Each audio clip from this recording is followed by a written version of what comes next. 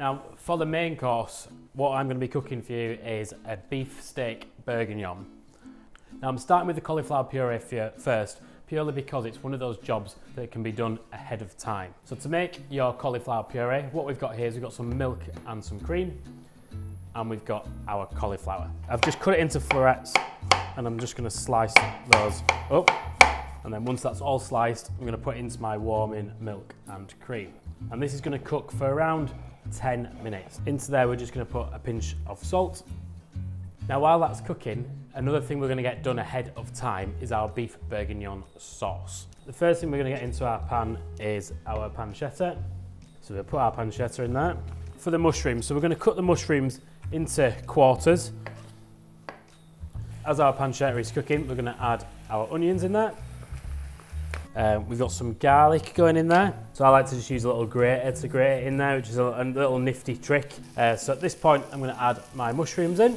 We're going to put our tomato puree in there, so that goes into our pan. The next ingredient going in is our red wine, so a good glug of red wine. And then once we add our red wine, we're going to bring that up to the boil. So we're going to leave that to cook. You want to leave it to cook for around 2 or 3 minutes. So pretty much all that liquid has pretty much fully evaporated. Now at this point, you're going to add your beef stock in there. So your beef stock goes in, and then we're going to bring that back up to the boil, and then we're going to leave that to simmer for around 10 or 15 minutes. Now our cauliflower's been simmering for around 10 or 15 minutes. And first of all, before we turn that into a puree, we're just going to check that it's cooked first. So you're going to take your florets, and you want to just check that they're nice and soft. All we're going to do is we're going to drain off the milk and then put them into our blender and then blend it with a little bit of truffle oil. So to accompany our beef, I'm going to be doing some fondant potatoes. So we're going to firstly create these little potato pucks. So you're going to take your potato and you're going to slice it.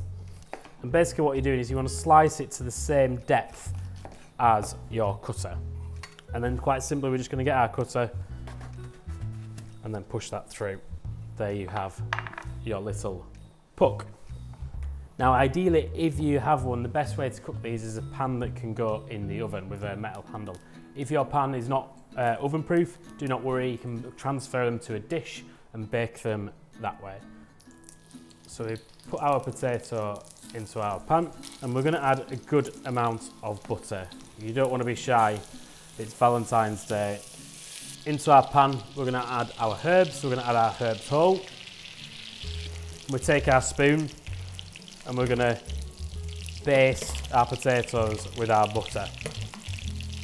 And then we're going to turn the heat down, and then we're going to add our beef stock.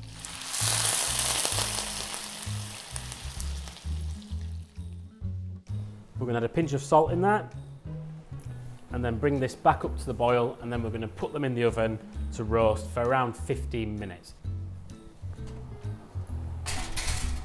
The main thing is you want to make sure that you have your meat out at room temperature. So in doing that, obviously lift it out an hour or two before you're ready to cook it. Always oil your meat first, and then also season before as well. And we want to make sure we've got our pan nice and hot, because the first initial stage is what we do is we're creating a sear, we're creating a crust, we're sealing all around the outside. So that is the most important part. If you don't hear that like searing noise when your steak goes into the pan, your pan is not hot enough. So while that is searing, also into our pan, we're going to do some caramelised shallots to accompany our steak. So I've just got a peeled shallot here, and I'm just going to cut that in half. Now, if you're going to do some caramelised onions or shallots, one thing you need to make sure is that you keep the root in the onion, because that's what will keep it together. So I'm going to add a little bit of oil just for my shallots, nothing else. And we're going to put them in there. We're going to add some butter in there. Like I said, it's Valentine's Day, we're going to treat ourselves. And this is probably going to cook for around 6 minutes in the oven for medium. Now you should smell that straight away. It smells absolutely delicious. You got all those herbs. The most important part of the steak cookery is the resting. So we're going to leave that to rest. Now to this same pan, what we're going to add to there is some wild mushrooms. So we're going to put them in with our pan, take those shallots out and just lay them on top of our beef. And we're going to leave them to cook just for around a minute or so. We'll turn to our bourguignon sauce, and we're just going to drop that onto a low heat to warm that back through. And then we've also got our cauliflower puree. We're going to give that around 30 seconds to a minute in a microwave just to warm that through. So I'm going to warm that through in the microwave.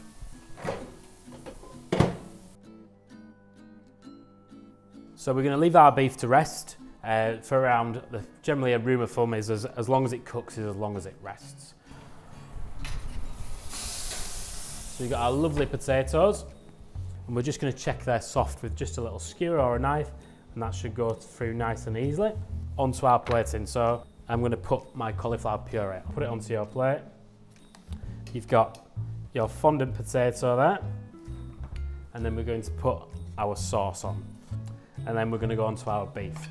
So a little top tip whenever you're doing your beef is you want to get like a little cloth or a little J-cloth, and you just drain off that excess juice. So I'm going to carve that in half. I'll lay that in the middle. To there we've got our caramelised shallot, our lovely little wild mushrooms, which we're going to put on there. And then obviously what I'd recommend to serve with that is, you know, you've just worked hard for that, so pour yourself a good glass of red to go with it. Cheers.